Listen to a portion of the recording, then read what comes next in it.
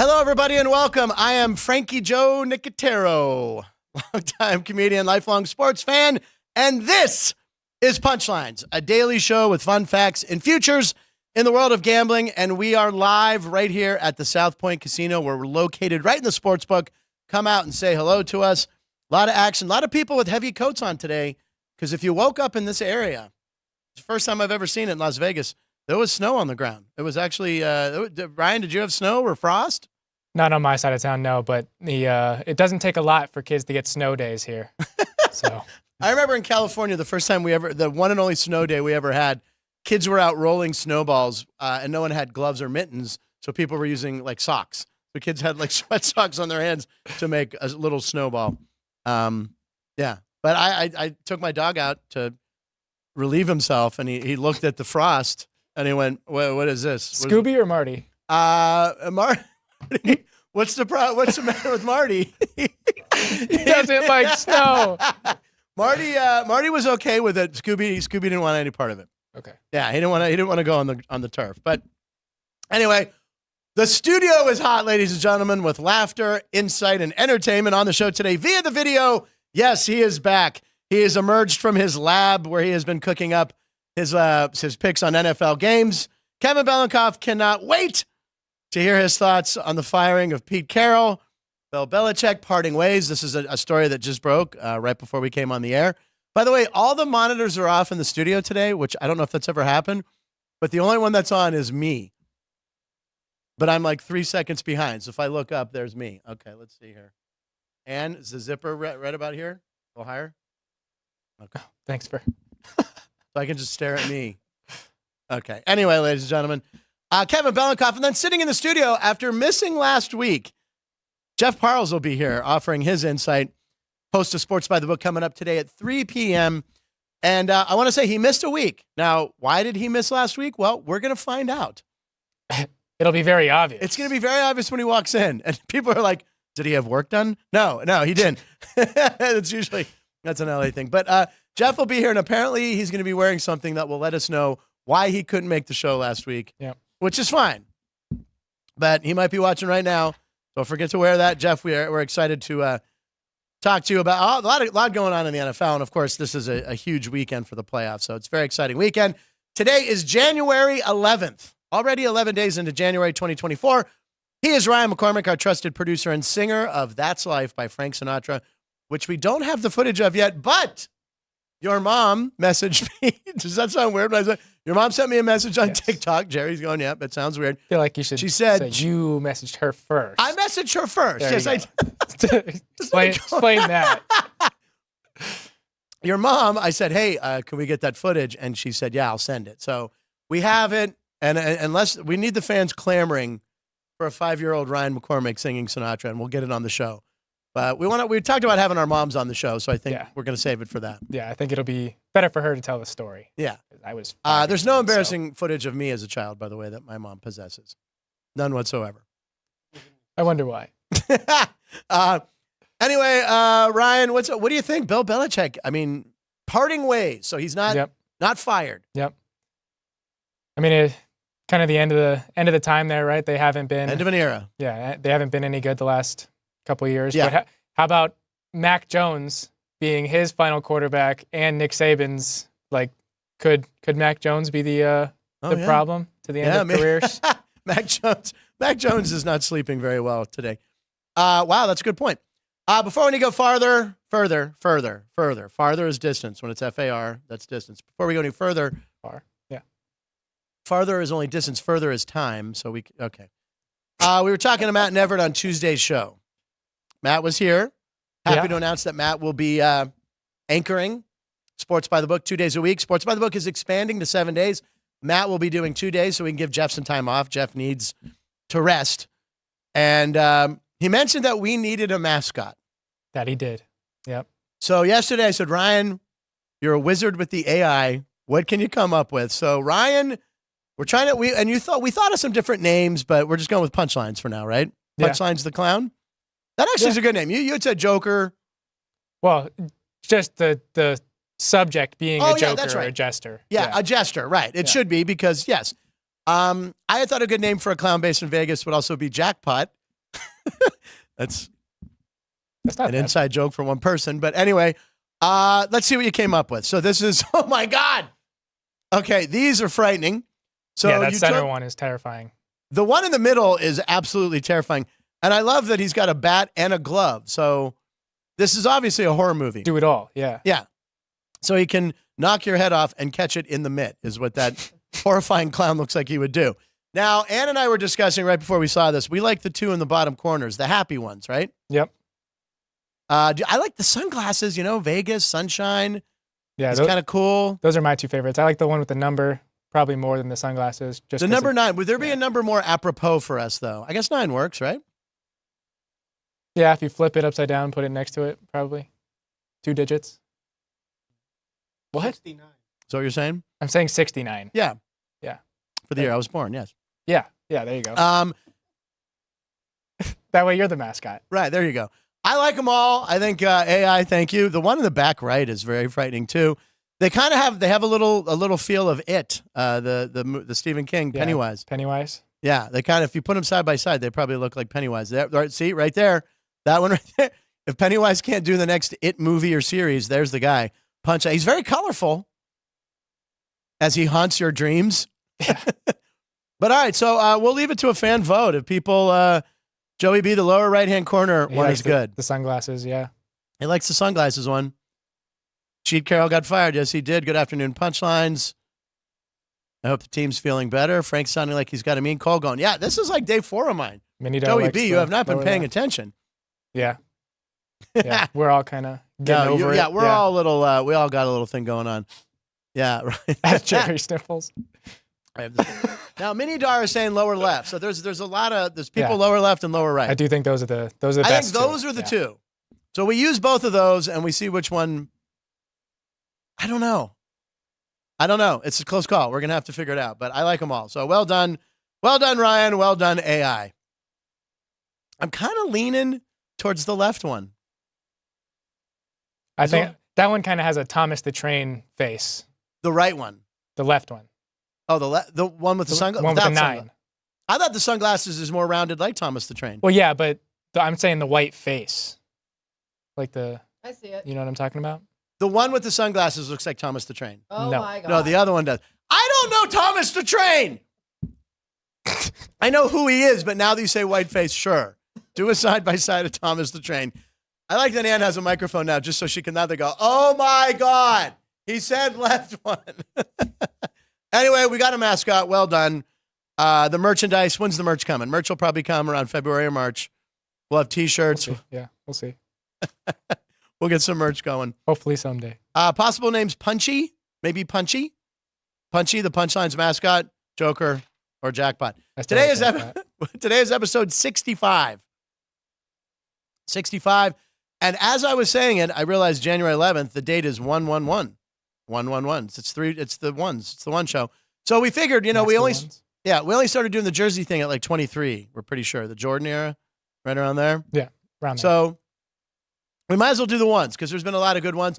By the way, 1 was my number in Little League a lot and in high school not because I was like, I thought I was the best and I love number 1. That was the extra small uniform. Yeah. So I was usually 1 or 3. Not extra small, just small. I was usually 1 or 3, but I deserved to be number 1. I was the catalyst for many a team. He was number 1. I was the spark plug. Get on base, steal a base. All right, let's take a look at some number 1s. Let's see what you came up with. I love the Cam Newton doing Superman. So you got Derrick Rose. I mean, that's your guy right there, right? Yep. Chicago Bulls. Yep, youngest MVP in league history. I firmly believe that if he didn't get hurt, he would have been one of the greatest point guards of all time. I agree, man. And he's born and raised in Chicago too, right? So that's why it was such synergy. It was gonna be an epic story. Yep. It could be the next era after Jordan, Derrick Rose. But yeah, injuries got him. And then you got Ozzie Smith. Now Ozzie, again, I saw Ozzie Smith play a lot of baseball games, and I saw him make a lot of amazing plays. Best fielding shortstop. A lot of people might argue Omar Vizquel, but I got to go Ozzie Smith. He was tremendous. So you got Cam Newton doing the Superman thing. Yep. Why do I feel like Cam Newton's probably better than a lot of the backup quarterbacks that were in the league? I know he was kind of towards the end of his career, but I feel like Cam Newton could have won some games for some team. Yeah, I mean, there was a bunch of controversy going on with him the last few weeks because he likes to share his opinion and that kind of things, but he wanted too much money to be a backup. There you go. And I love that you put in Lou Whitaker. Sweet Lou Whitaker. Lou Whitaker was the second baseman for the Detroit Tigers when I grew up. Spent his whole career, yep. And then his shortstop was Alan Trammell. Alan Trammell has made it to the Hall of Fame. And they stayed together for like 15 years, something outrageous. They never played for another team. Lou Whitaker, if you go second baseman stats, I mean, by the way, Jeff Kent should also be in the Hall of Fame if you look at that. But Lou Whitaker, a lot of veterans feel like he one day will get into the Hall of Fame. He was so smooth out there. I never saw him play live because back then American League didn't play National League. Saw him on TV a bunch, but I was a big Lou Whitaker fan because I played a lot of second base. So I liked him and Frank White in the 80s. That's a good one. And then basketball. Oh, Tracy McGrady. He wore one. Yep. A guy who won 1 or 2 scoring titles at least, maybe more. I remember him with the Raptors as well, right? He played well with the Raptors. So that's a really, really good one. And then LaMelo Ball. Yeah, he just switched his number over. He did. To 1. Yeah. He switched to 1. He wore 2 his rookie year, yeah. Now, is he hurt or it's his brother that's hurt? I get him confused. It's Lonzo that's hurt, yeah. Yeah, that's right. He's hurt. Okay. Tracy McGrady, Lou Whitaker, LaMelo. Oh, Tony Fernandez. Now, Tony Fernandez, another great shortstop. And if I'm not mistaken, I believe he's passed away. I think Tony Fernandez, he passed away. Great. He played for the Blue Jays for a long time. That guy could hit, man. Tony Fernandez, another good one. And then, I think if you're going to look at you got to go Warren Moon is probably the best number 1 up there. Warren Moon, when he retired, had thrown for more yards than any quarterback if you count his CFL yards, I believe. He played, I don't know if he won the Grey Cup. I know he played in the CFL. He went to the University of Washington. He was a Husky. Didn't get any love from the NFL, so he went to the CFL where he dominated, and then the Houston Oilers brought him in, and then he ended up playing for a handful of teams. I remember him in Seattle, of course, as well. But Warren Moon was an absolute beast, as the kids say. And a cool thing about Warren Moon is when I was doing this podcast, another kind of sports gambling podcast over the time of COVID, he was on the show. So I got to interview Warren Moon, and he was a nice guy, man. He was really great. We talked about, was he ahead of his time? He was just really candid. He was tremendous, and what a great quarterback. Warren Moon, good one. And then, of course, there's a Chicago Bear, and you have him in your coveted bottom right spot where his jersey is next to the hashtag. Who do you got there? Justin Fields. Justin Fields. Will he stay the quarterback in Chicago? I don't know if you saw, but the NFL announced their international series teams. Oh, yeah? The teams that'll host. Yeah. So the London games, the Bears are hosting and the Vikings are hosting. Oh. But in the Bears poster is Justin Fields. Okay. So that might be that is a an little indicator. tip of the cap, yeah. That is an indicator that he's staying because, they asked the team, like, look, we're going to pay a lot of money for these promotions and stuff. All right, cool. Yeah, they're affiliated with London. And every team is supposed to be affiliated with a foreign city in some ways. Or not. Like Pittsburgh, the Steelers are Mexico City. So there's a big following of Steeler fans down there. In Chicago, that'll be cool. Would you ever that'd be a good trip, right? Good road trip? It'd be awesome to go. I haven't been to Europe in general. So to see them would be icing on the cake. I just kicked. I was so alert. I was so alarmed that you had never been to Europe. I kicked underneath. And yes, that's also because I'm shorter and my legs don't quite reach the bar at the bottom sometimes. Yeah, go. London's great. I was in London, and you don't have to worry about speaking a different language. It's comfortable. Also, I don't know if you realize there's a NBA game in Paris this morning. You know what? No. So I thought I saw a score, and I was like, wait, no one's playing it this time. No, Tell me about it. Nets and Cavs are playing in Paris. They got 2 great teams to go over there. Yeah, very français as Brooklyn.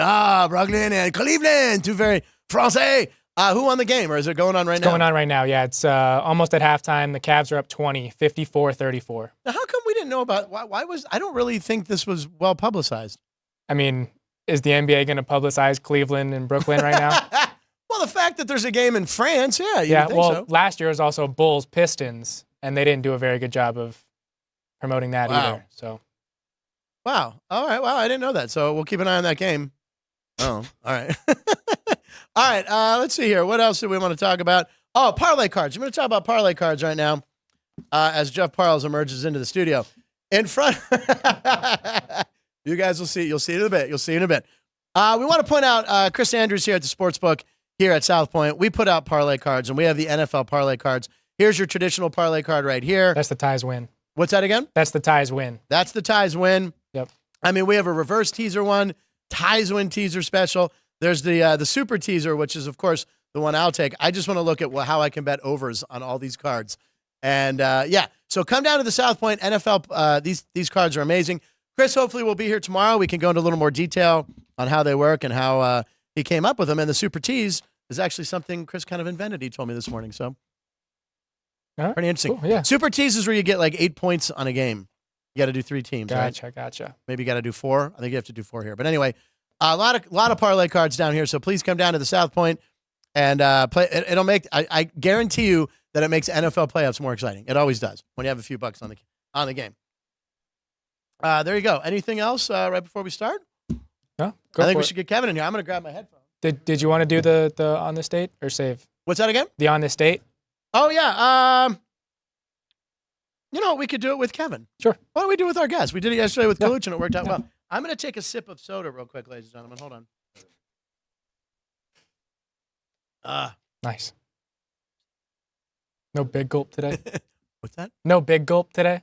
No, I went to the Terribles across the street because I had a little delivery sent to me, and I used the Amazon locker that way. So no one really gives a crap about this. What else do we got out here? Fields, Harrison, and Moore would be a Super Bowl contender, Minidar says. As long as we have the right OC. Yeah. Oh, so Eberflus is staying, but Luke Getsy's gone. Yeah, I mean, which is what I was asking for a couple weeks ago. You did. I said Getsy first, yes. But I don't know who's going to want to take the job knowing that Eberflus has the 1 year, and if they don't pick up the 5th-year option, Fields has the 1 year. So what OC is going to want to be tied to 1 year? Yeah. It's good. I think it'll be hard to find the right Now, guy. by the way, I don't know if Minidar has any medical background or any knowledge to what he's saying. He's saying, Frank, get off keto, and your cold will be gone in 2 days. So the key is sugar will kill whatever I got going. Yeah, and then he brings up the pastrami sandwich. Get the pastrami. I never took up my free pastrami sandwich there. So maybe. We'll see. But I'm going to try and get through it. All right, ladies and gentlemen, we were going to do Frank's Fast Takes, but we got talking. We had so much action going on here. We're going to bring in our guest right now. This gentleman has produced numerous game shows, including here in Vegas, the World Series of Poker, which I believe was here at South Point, or was it at the Rio? We'll find out. High stakes poker. High stakes poker. Right. And World Poker Tour. Of the big 3, World Series of Poker didn't do, but the other 2 I did, and we did high stakes poker for a couple seasons at the South Point. At the South Point, ladies and gentlemen, it's Kevin Belinkoff back on the show. Yay, Kevin! Kevin is Kevin. I don't know if you heard me talking about this, but I believe we got all these parlay cards here, and the teasers and the super teasers, where you're getting. Are you a teasing guy, or are you like straight? No, I'm sort of allergic to them. Anytime I play them, I would have won anyway if they win. Right. So it's like I'm just giving away money. Or I lose, and then it irritates me that I got an extra 17 points and still lost. So, I tend to avoid teasers. I'm telling you, those super teases, though, you can get 8 points, you get 10 points. You look at it and you go, I get 10 points for each game of 3 games. I can't lose unless you take the Philadelphia Eagles last weekend, ladies and gentlemen. Yeah, you lose. It's heartbreaking because you would have, So I don't even look at them. Okay. But there was got good payouts. I read a statistic at some point during the season though, every Monday Night Football game had fit within the tease. Oh wow! For one point, so you couldn't lose. You couldn't lose if you had teased side and or total. So there's something to be said for that. If it happens a lot on Monday night, like if you're catching up and you had a rotten week and you got to play. Yeah. Which you don't. You don't. And you're not sure, and the line is too close. It's a 7-point line, and you think that's right where it should be. Then you got to play a teaser, and maybe you'll get an advantage there because you can't lose either way if the line hits the right way. I do. I always come on and I always have to react to what you just said. Right. Was Cheez-Its once. I love that. And, yes, I love that. That's a good guess. I've got 2 questions for you. Yes. One, I had to look this one up. Okay. No Pirate has worn number 1 since 1947. Well, it was retired. Is there a reason why? It was retired. Billy Meyer, I believe, is the manager. Okay, then that makes sense. Yeah, that's why. Yeah, he was one. I think he might have been the first Pirate jersey retired, and it's number 1 because I remember when I was a kid, number 1 was the uniform I got because it was the smallest uniform. And, I love the Pirates. But so, yeah, I think he might have been the manager when they won. They won in 1909, I think. So I think he might have been the manager then. We'll go with it. So there you go. The other thing is, inside of your mascots, is punchlines one word or two? Because that's two true. different mascots had it different on the jersey. AI is only so smart. AI can only do so much. It's 2 words because it's punch lines, because it's lines. And we want to emphasize punchline being comedic, but punch lines. And line stands for live in Nevada every show. I'm with you. Well, we're going to tweak it, but we like the mascots. Well done by Ryan. We're going to have a mascot. We're going to have merch. Although I don't know if we can outdo the merch that Jeff Parles will be wearing when he comes on later, ladies and gentlemen. You'll see when he gets here. Well, he's here now, but we'll bring him on later. So listen, we usually do Frank's Fast Takes. We have picks from you coming, but we figured you were here, and it works. You might have some fun with it. So we want to talk about on this day in sports history, because the Super Bowl is right down the street from us in like a month. It's like, isn't it February 11th? I think it's 1 month from today. Yep. 1 month from today at 333 Al Davis Drive. That's right, it's Al Davis Drive. Right there on Legion Stadium will be Super Bowl 58. Who will be in there, we don't know. But I can tell you on this date in 1970, so we're talking, 54 years ago, it was the Chiefs and the Vikings. And by the way, if you grew up watching NFL films, this was one that they showed constantly because they had Hank Stram was mic'd up for the first time. He was the first time a coach in a Super Bowl ever wore a microphone, and this is a year after the AFL and the Jets won. So the Vikings were huge favorites. Vikings, do you have any idea what the line was in that game? This is Joe Kapp and was a quarterback, and Bud Grant. If you just could take a guess at what you think the line, the NFC was heavily favored. I would think so. Yeah, I'm going to say, 8 points for the Vikings? They had 13.5 is what I saw. 13.5 in a Super Bowl. So 13.5 points. Not only did the Chiefs cover, they won by 16. So they kicked their butt. Kansas City defense was too much for Minnesota. Exactly. John Facenda. That's my John Facenda. Facenda. I can't do it. With a cold, I sound a little more like Facenda than normal. But Hank Stram, and of course the play, the 65 toss power trap. That's the one he keeps saying in the clip. 65 toss power trap. I think that's going to open up right there. 65. And Mike Garrett runs in the end zone, and they're on their way to a victory. It was played at Tulane Stadium, and the NFL's unconditional blackout rules in place prohibited the live telecast from being shown in New Orleans. Could you imagine a Super Bowl not being able to be viewed in New Orleans when it's in New Orleans? So people, you know what they do in New Orleans instead? They just go, all right, well, we'll just drink the whole time then and tell us who won. And dance in the streets. Dancing in the streets. New Orleans, my favorite city. They literally dance in the streets. I was just there shooting episodes of that game show I host, Wait What Happened, coming in March on very local app owned by her. So I'll be showing clips of that coming up. But we had a great time. New Orleans is one of my favorite cities in the world. It's like Vegas and New Orleans.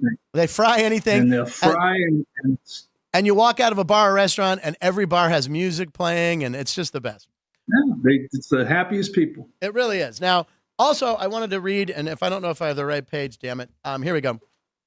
That Super Bowl, back then, there was a practice of taping. CBS taped the Super Bowl. So, and what they did back then, because tape was so expensive, they erased it. They just would tape things over and over, like a kid, like me, taping MTV videos over and over and over. So they taped over it, so no one had seen the full game until a copy was found in 2023. It was the entire postgame. And most of the fourth quarter, it was on black and white. So back then, that's why I know the first Super Bowl, Bart Starr, and was it Max? What was the guy who won the MVP? Max is a tight end. He was out boozing all night, and he didn't know he was going to. Max McGee, the tight end for Green Bay. He didn't know he was going to play. He was out boozing all night. Oh, Green Bay Sox. Sorry, Ryan. And he won the MVP. But anyway, he was awesome. And it was on 2 networks. The original Super Bowl wasn't even the Super Bowl at the time. Right. It was like the football, AFL, NFL championship.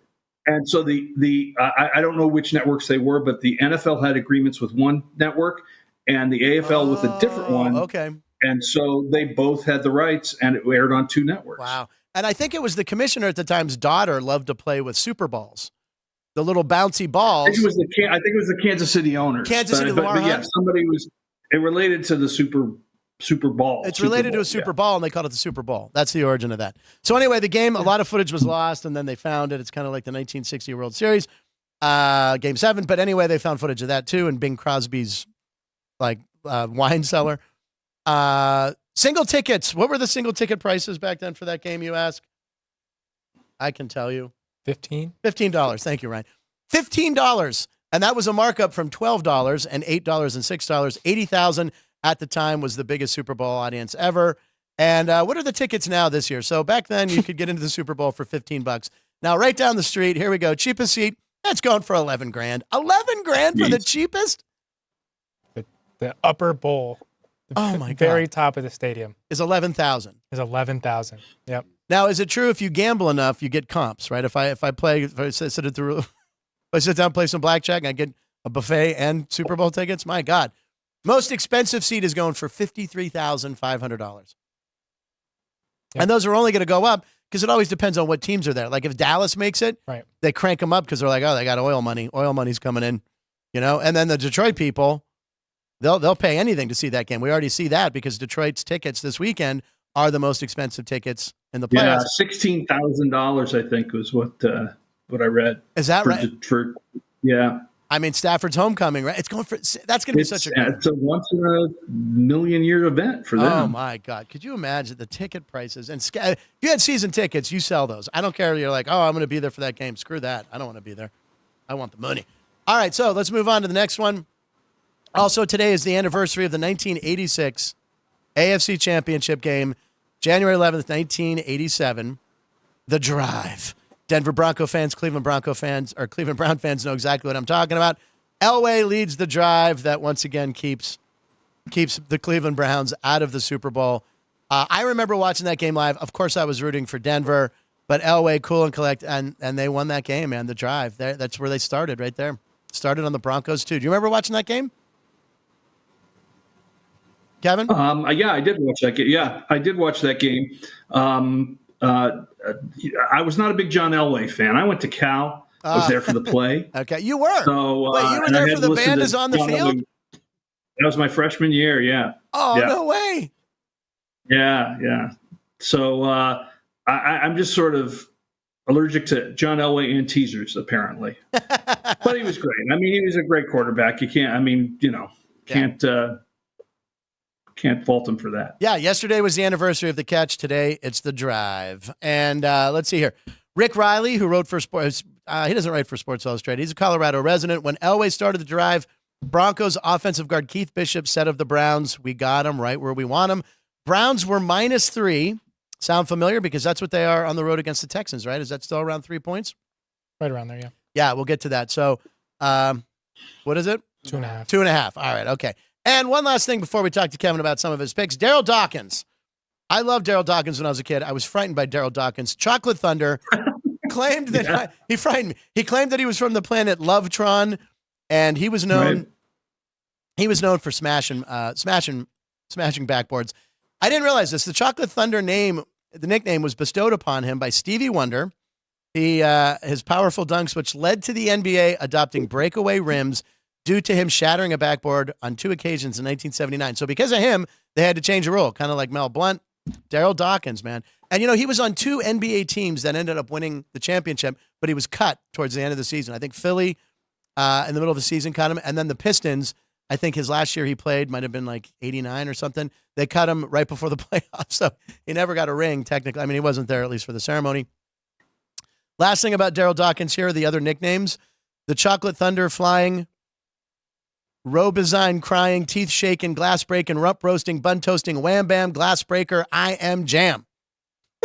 He called some of his dunks the rim wrecker, the gorilla, the lookout below, the in your face disgrace, the cover your head, the yo mama, the spine chiller supreme, and the Greyhound special. For the rare occasion he went coast to coast. So quite a colorful character who played in the NBA, Daryl Dawkins, posthumously, but happy 67th birthday to him. They changed the rule because of him. That's how good he was. All right, so Kevin, lots of action. Listen, the first thing I saw when Pete Carroll was dismissed from the Seattle Seahawks, I texted you immediately and said, what do you think of that news right there? Your buddy, Pete Carroll, gone in Seattle, which is kind of a shocker, don't you think? It was a little surprising. The guy's done real well there, but maybe they're onto him and they'll bring in another cheater or something. I don't know. But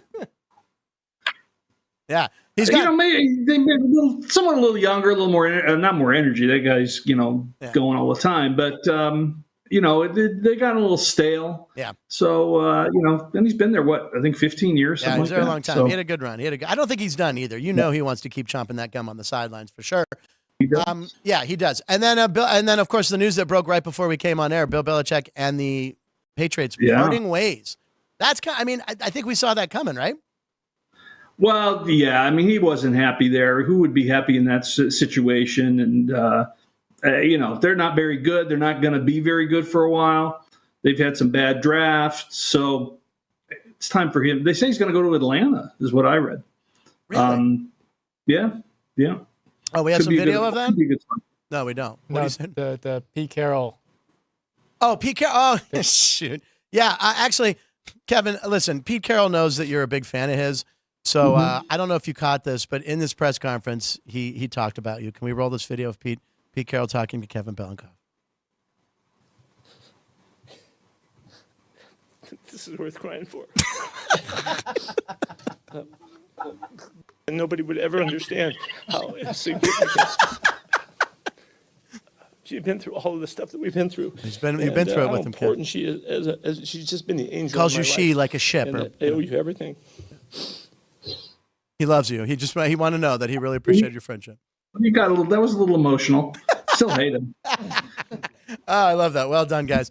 But by the way, so Bill Belichick, I didn't hear Atlanta, the Falcons. We'll have to ask Parles on that too. I'm sure he has his ear to the ground on that. That would be an interesting. I mean, there's a lot of talent down there that was not utilized properly, but he needs a quarterback. I mean, Desmond Ridder, it's not the answer. Taylor, No, Heineke, or Travis. It's Taylor. Yeah, they'll find somebody. Found Tom Brady. They'll find someone. Interesting. All right. So listen, you kind of submitted something for us. I was just going to say, what if Cowboys lose, fire Mike McCarthy? Oh. Jerry Jones is going to be in a win now mode. Oh. Bill Belichick's in a win now mode. Oh, my God. What about Dallas? That's interesting. That's very interesting. Yeah. Just a theory. That would last about 2 years. Yeah. Well, They might that's win all. 2 Super Bowls, That's all they have but I left. don't think it's going to last much longer than that. Yeah. And then Belichick hires Jimmy Johnson as an advisor and assistant coach just to stick it to Jerry even more.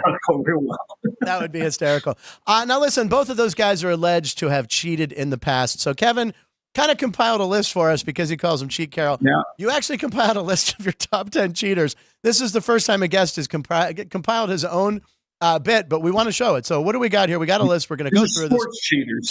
These are sports cheaters. Yeah. We don't have Brad If you Pitt up want there. to expand it beyond that, you can go to Bill Clinton or whatever you want. Right. What? Okay. Anyway. No, I'm not getting into that. Right. I'm not going to be political. Okay. So you got 14-year-old Danny Almonte. I remember him in the Little League World Series. Yeah.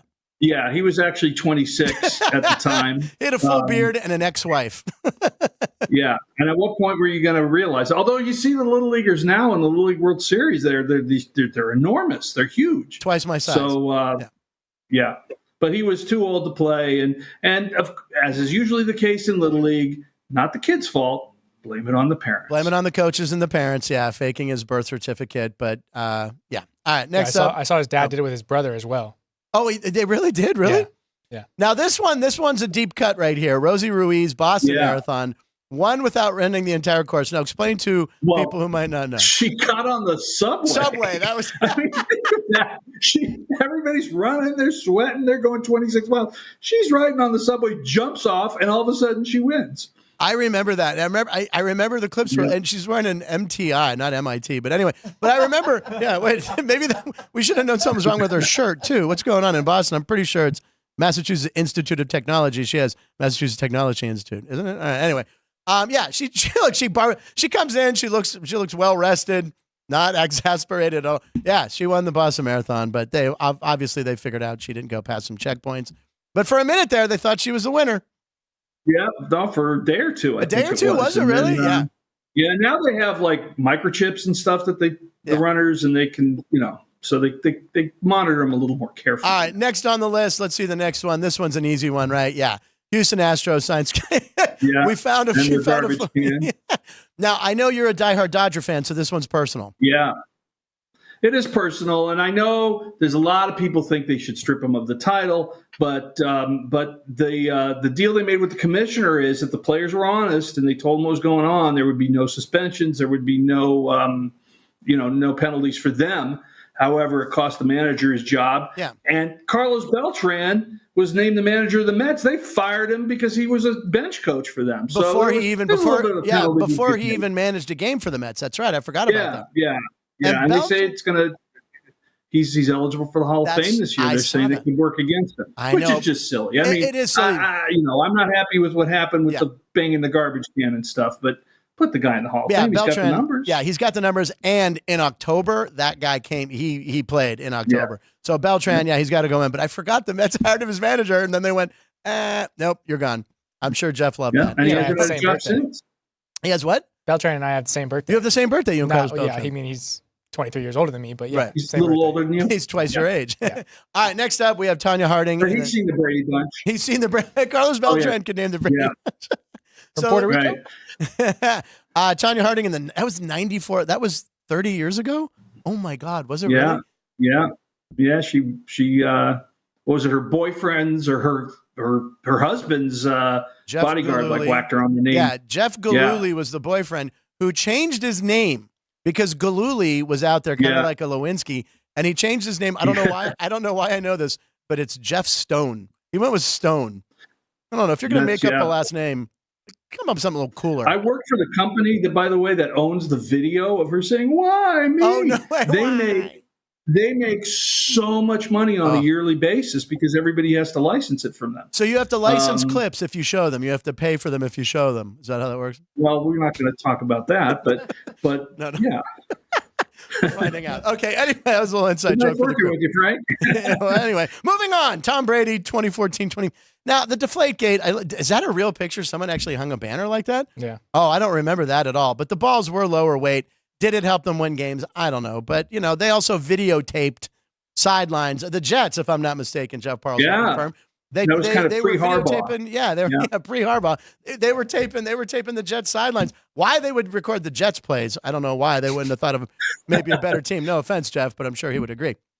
All right, next up on the cheaters list, A-Rod. Yeah, boy. He signed that, was it $250 million with the Rangers, and he felt the pressure, and A-Royd. Yeah. He at the time was the first, I think he was the first athlete to have two $100 million contracts. Yeah, I believe you're right. Since then, a lot of players have done that. And he's really, I got to admit, I mean, he seems like an arrogant guy. He's on Shark Tank. I like him on Shark. I actually don't mind A-Rod as a baseball on ESPN broadcasts. He's very insightful. The mute button was designed for when A-Rod is on. I cannot listen to him. Poor Matt Vasgersian had to have 2 seasons of him. He couldn't mute him. Okay. That was, oh God. I thought he's insightful Not a when I big just see fan. his. Okay. All right. We'll disagree. I agree to disagree. Matt Vasgersian, by the way, unbelievable. Love him. He's great. All right. He's the best. Now we have a couple more. Too. Now I've slipped this guy's name in during broadcasts. I think even when Jeff Parles was here one day, Tim Donaghy. I think I did last time Jeff was here. Yeah. Donaghy, there's his face right there, realizing, what was your caption? Realizing that a free throw just covered the I spread. realized the guy missed the free throw that he promised his friends he would make. Yeah. Now this one, I believe there's a documentary on either Netflix or Amazon Prime or something about Tim Donaghy. There is. It's kind of him though. Okay. And he's telling stories that sort of don't add up, that don't make him look quite so bad. Oh yeah. But I mean, yeah, the NBA doesn't mess around. The NBA, I mean, they jumped on it and handled it really well. And they know that particularly it was at a time when sports betting started to become legal in a lot of states. Yeah. And the integrity of the game is everything. So if Ryan, do you remember that Tim Donaghy? I don't know if you're too young, but he was a ref. No. And he was betting on games. I mean, yeah, I do remember the story, but I don't remember the game. All right, we'll quickly go through these. Lance Armstrong, doping scandal, please. Still almost, he was on a reality show, Stars on Mars, that I watched because it was so stupid.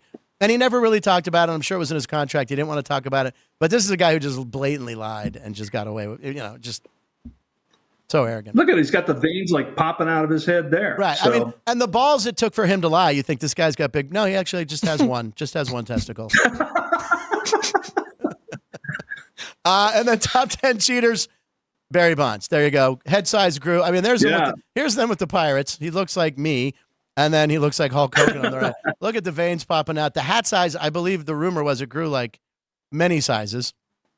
Yeah. And he wouldn't take his shirt off around other players in the locker room sometimes because he had so much of the back pain that comes in. Yeah, with the steroid usage. All right, there you go. And, of course, your favorite one. And there you go. There he is, Pete Carroll. Man, there he is. The greatest cheater of all time. He was 83-18 at USC. My God. Well, that's what he says. You see, many of those wins were taken away. In fact, people say he won a national championship. The reality is that was at a time when the BCS was around. Remember the BCS? Right, sure.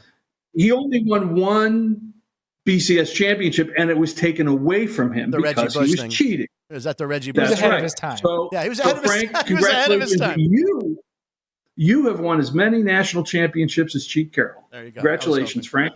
All right, now talking about championships, let's talk about the NFL tournament that's starting, aka the playoffs. Yeah. It's wild card weekend, a lot of good games. I know a lot of people are online; they like hearing your stuff. Shatterproof backboards, yes, Gerald Dawkins is responsible for those. And yes, I'm still drinking soda, Bob Dowell. It's fine. It's no sugar. Shut up. All right. Anyway, so what do you got for us, Kev? I can have a soda. Well, this is a really normally I love the playoffs and water, good. This is a tough week. This is really, really a tough week. There's so many kind of storylines going on. You've got, Flacco coming back. Is he as good as he's looked? Miami's all banged up. You've got, Houston kind of coming in out of nowhere at the end there. And now they're hosting the game. So it's really sort of a tough week. The game I like most is the Monday game, Tampa Bay over Philadelphia. Okay. That's a little strange to say. Wow. A month ago, I don't think anybody would have taken Tampa Bay in that spot. But Philadelphia's not playing well at all. They played earlier in the year, and Eagles beat them up. When you have a revenge game in the round, I wrote it down here. Teams are something like 7-1-1 over the last 10 years or so. So that's pretty strong. You have the same thing with Houston and Cleveland as well. So I'm gonna play Tampa Bay here. It's probably the best play of the week. So sticking with that, there's a stat out there on Twitter. The Eagles are now 0-14 against the spread since 2018 when they fail to cover by 13 points. Yeah, which is in the last week week before. Against the Giants. They're 0-what? 0-14. Wow, that's a good stat. And here's another one based on the. Let me see if I can find it here.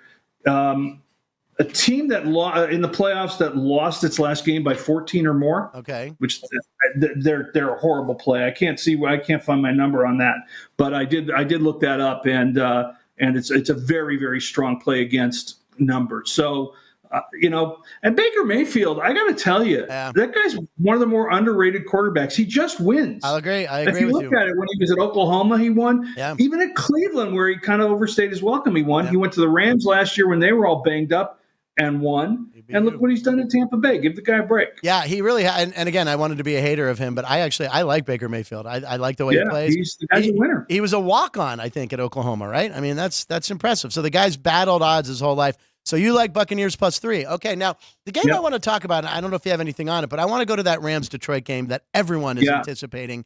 I have a futures on Detroit. So, I mean, I am a Rams fan. I mean, I grew up in LA a lot, obviously. Everyone knows my first team. Jerry, what's my favorite team? Pittsburgh Steelers. Pittsburgh Steelers. Gee, what a shot. But I like the Rams, but I'm rooting for Detroit, man. I love the Lions. I play futures about as often as I play teasers, which is never. But I saw the Rams were like plus 5,000 to win the Super Bowl. Yeah, Sean over here kind of likes that one too. The Rams future you were looking at. Yeah. That's crazy. They've been playing well. Do I think it's going to happen? No, but that's future bets. You're trying to bet a little and win a lot. Exactly. And so I sort of like that. In terms of the game, look at the total because that's the highest total the Rams have had all year long. They've not had a total over 50. And even Detroit, you would think, had some really high totals. They only had a total over 50 once. It was their opening game of the season. And I was all over the over, and it stayed under. Okay. So I'm going to play this one under 51.5. The Lions are a little banged up. They don't have all their players. They're very good offensively, not so good defensively, and the Rams are playing well. It'll be high scoring, but I'm gonna take a shot at the under 51.5 on this one. I like that. I like those stats. I like it a lot. Tagging along with the total being so high, Detroit is 10-0 against the spread in the game, not total wise, but Detroit is 10-0 against the spread since 2021 in games where the total is at least 50 and they score at least 7. Oh wow! Okay, that's great. That's a very Belinkoff-like number there. I like it. Well, I don't like to do those modifiers. It's like, what did you say it was like 14-0, 12-0, something like that? 10-0 against the spread. 10-0. 10-0. Okay. So if you took out that 7 part, it's 10-1. Right. I'll take it. I try a lot of the time. You'll see people finagle the numbers and they put these qualifiers on. If on a Tuesday after playing on Monday or whatever. Yeah. I just look at the overall numbers, and that's a good one. What's a modifier? What's that? What do you mean? Well, he said anytime the total's over 50 and they score more than 7. Oh, okay. I mean, okay. How often did it happen that they didn't score more than 7? Probably once. Right. So I'll take the 10-1 number. You don't have that weird stat at the end because you don't know. Well, you don't know anything, but you certainly don't know if they're going to score more than 7. If they don't score 7 points, it's going to stay. It's going to stay on. Yeah, exactly. Yeah, exactly. Anything else on the NFL weekend? Well, there's your Pittsburgh Steelers. I'd be remiss if I didn't do a little analysis of that one. I always Sean's nodding his head like this. He wants to hear it. He had the graphic ready to go. Yeah. Sean punched it up again, him in hand. All right. Well, this was a little surprising because the Steelers were 7-0 as an underdog this year of more than 2 points, which is pretty good. Yeah. They lost some games that they should have won, but they were favored in those. And then you look on the Buffalo side. They were favored by 9 or more 5 times, and they failed to cover any of them this year. So if that stays at double digits, and double digits underdogs do real well in the first round of the playoffs traditionally. So I'm going to take the Steelers there. I like it too. And they're going to run the ball. Najee Harris has been running like a man possessed. TJ Watt's out there 1-10 without TJ in games he doesn't play. That's going to be tough. That's going to be tough. The thing with Buffalo also is you're always in the game if you're against Buffalo. They turn the ball over so much, and you just feel, especially if you're getting double digits, you're always going to be in the game. So I like Pittsburgh in that spot. Plus, Minka Fitzpatrick is coming back, and Josh. I don't know what the Josh Allen prop is on touchdowns thrown or interceptions thrown. He's thrown an interception in all but 3 games this year, and I've won on I think about 10 of those games because I always bet Josh Allen pick. And it's usually a half. Sometimes it's even 1.5. And you go, what the hell? It's usually a half. But I'll take that. I think Minka and the Steelers defense, I can't wait for this game. But Steelers traditionally are not a great road playoff team. No. So that concerns me a little bit. As long as it stays at 10 points, as long as it's double digits, I'm going to jump on the Steelers. All right. And I wonder if they're taking a bus. They're probably taking a bus because it's only like a 3-hour bus ride.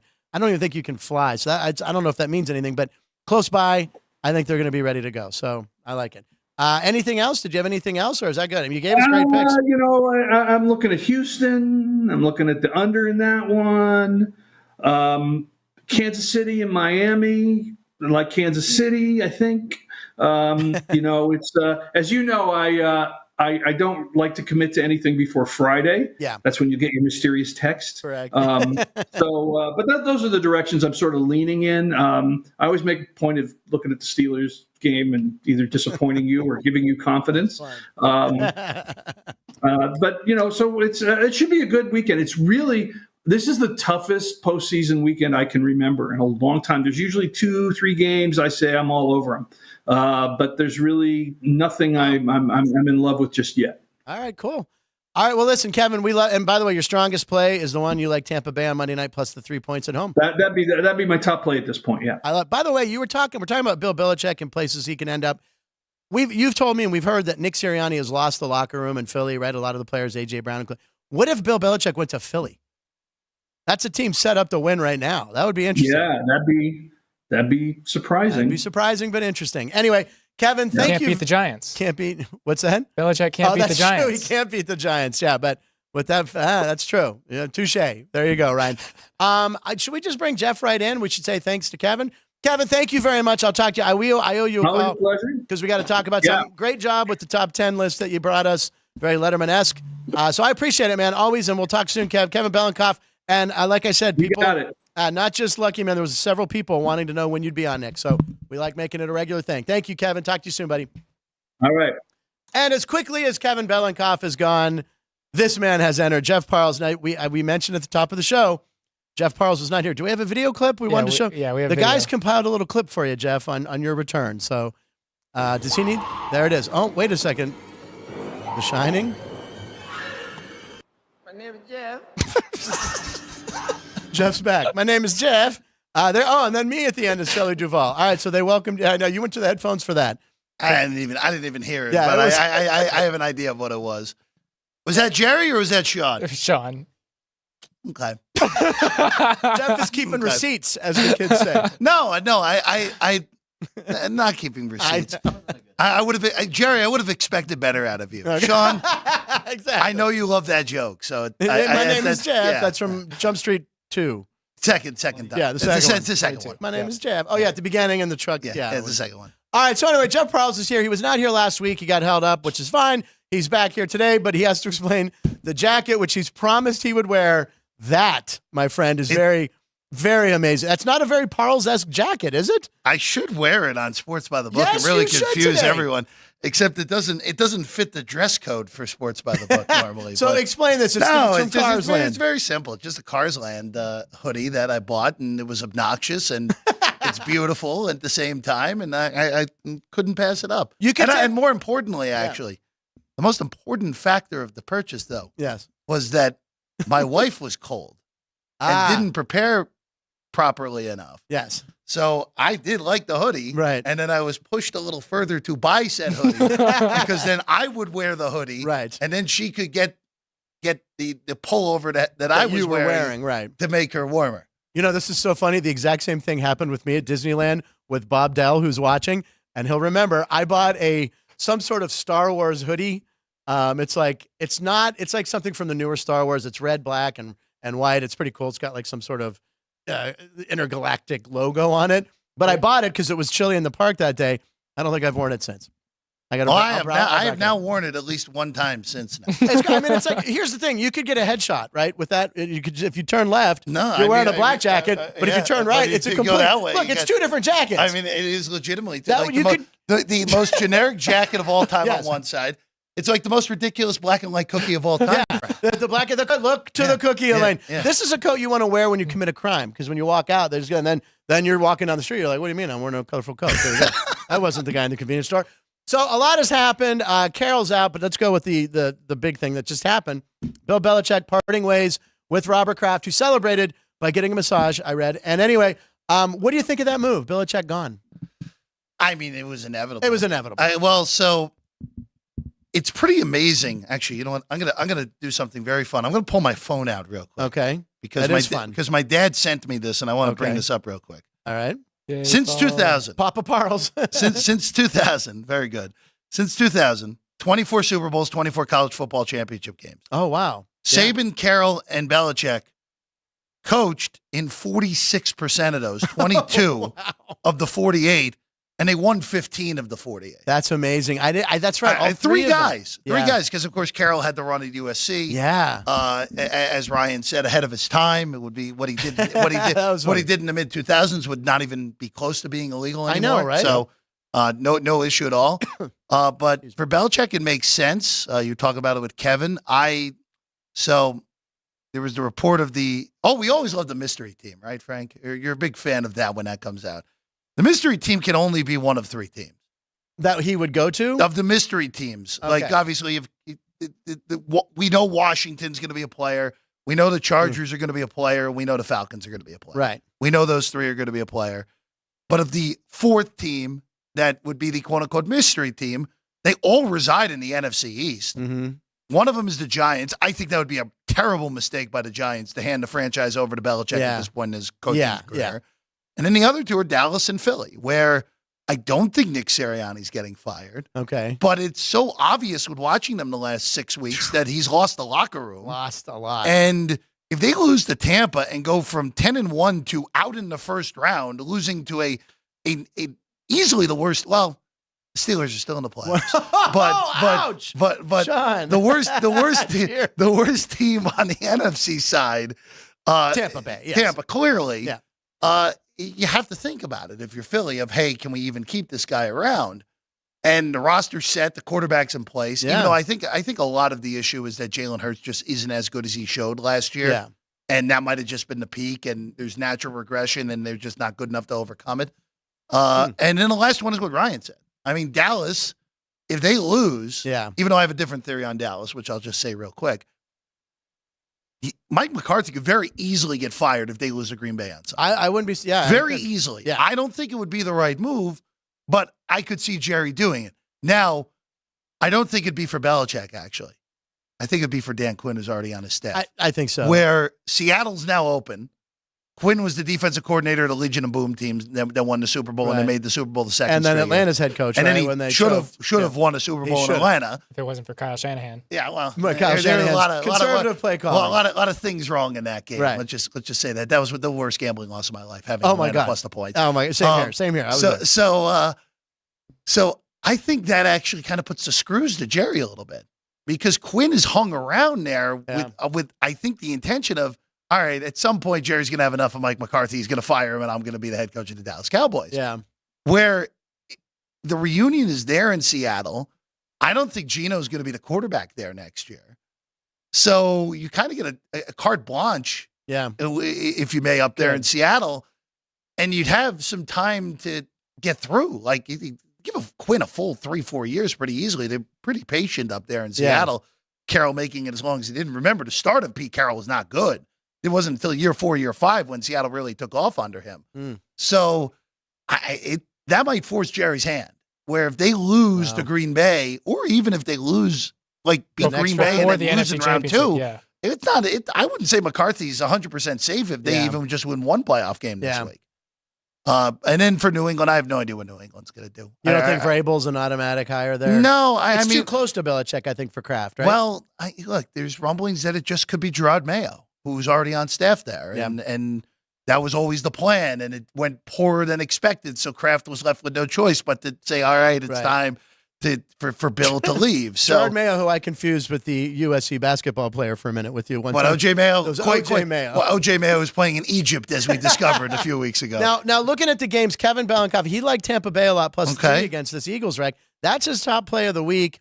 What are some of your Texans? You like the Texans? Houston, wrong team's favorite. Yeah, right? Really? Wrong team's favorite. I think that game should be either Houston 1 or a pick. And I get why Cleveland's favored. Houston still, power rated still pretty low, all things considered. It's a rookie quarterback and a rookie head coach. Very rare that rookie head coach, rookie quarterback succeeds in the playoffs. Yeah. Mark Sanchez, Rex Ryan, with the 09 Jets, basically the only one that has succeeded through the history of the league with a rookie head coach, rookie quarterback. But Flacco, look, Flacco's a great story. I think he should be a comeback player of the year, even though he played a short period of time. But the dude is just begging to throw 4 interceptions in a game. Like, he's just begging to turn the ball over. He has turned the ball over in a big way. Yeah. And it just hasn't mattered because they've been prolific on offense. Right. Second time these teams have faced off in a month also. Stroud didn't play in the first meeting. Keenum played. That's why that game got out of hand. Keenum was awful. What's that, Ryan? Neither did Nico Collins. Well, that is true. Also, Mari Cooper had roughly 9,000 yards in that game as well. 235 he had the Brown record, but I like the Texans. That's the one this week that stood out immediately. It's like, all right, you know what? I think this game should be closer to a pick. I'll take a plus price on Houston. If Cleveland beats me, so be it. So I'm on the Texans. And by the way, you'll find out on your show coming up later when I come on your show that the Texans are going to cover and win, but I can't tell you why I know that. Well, you'll see. Well, again, that's going to be where the Frank is Nicotero. Exactly. I got it right this time. There you go. I got it right. You'll find out why I say that. All right, moving on to the other games. It's going to be very cold in Kansas City. I'm sure 7-2. You'll be negative wind. It'll be under 15. So under Pat Mahomes' here's the jersey problem: number. the numbers got too out of control now. Like you can't lay if you like Kansas City, you missed it. Too late, can't do it. There were 2.5s when the line opened, and that was just, I'm kind of mad at myself. I just didn't hit it right then and there. Justin Houston, Bruce Irvin. There's one other guy who basically is off the street who's a veteran. For Miami. That on the pass rush for Miami this week with all those injuries. I forget who the third guy is who they brought in.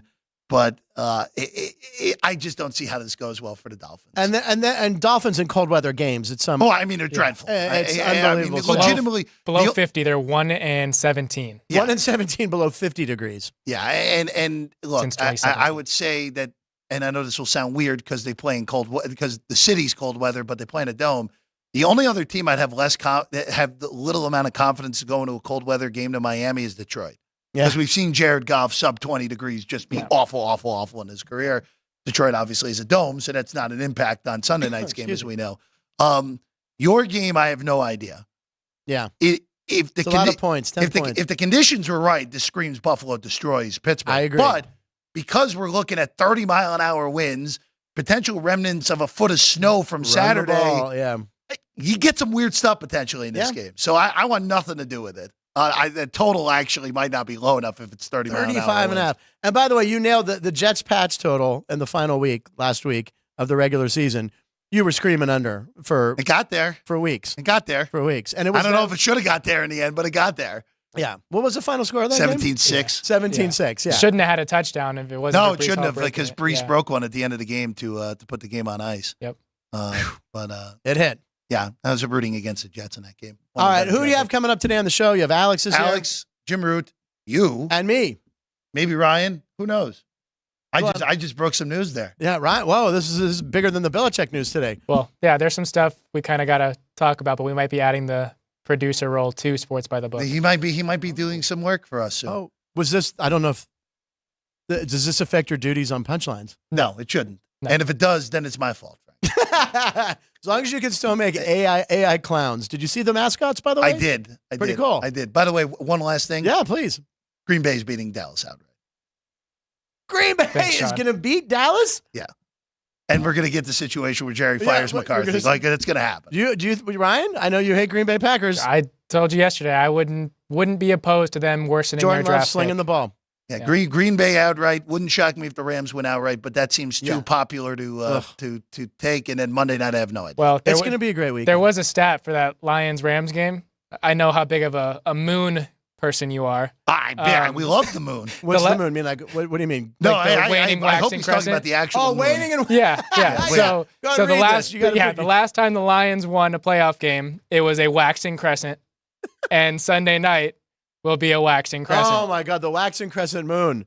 Chris, did you hear that? Figure that Jimmy Vaccara's walking behind us now. Let Jimmy know. Which one is that? The waxing one is when the moon is building wax up, on, correct? Wane. I was going to say wax on, wax off. Yeah. So the moon is building up because the wane is the one where it goes to total darkness. So take Detroit. Is that what you're telling us? I'm not saying it. The moon is saying it. The moon says it. And by the way, who wore number one? Warren Moon. See how we tied the show together? Look at you. All the moons on January 11th. All right. Jeff's coming up at 3 o'clock on Sports by the Book with a full roster of people. I'll even be stopping by. Ryan might be in the same chair. Who knows? Kevin Belinkoff, thank you for being on the show. His strongest play of the week, Tampa Bay +3. He also thought the Rams Lions total 51.5. He liked the under on that. So too high, yep. Good stuff. All right, ladies and gentlemen, thanks for watching the show. We'll be back tomorrow, Friday. Alex White will be here, and via the video, Dave Damashek making his return. We're very excited about that. And that's it. Punchlines live in Nevada every show.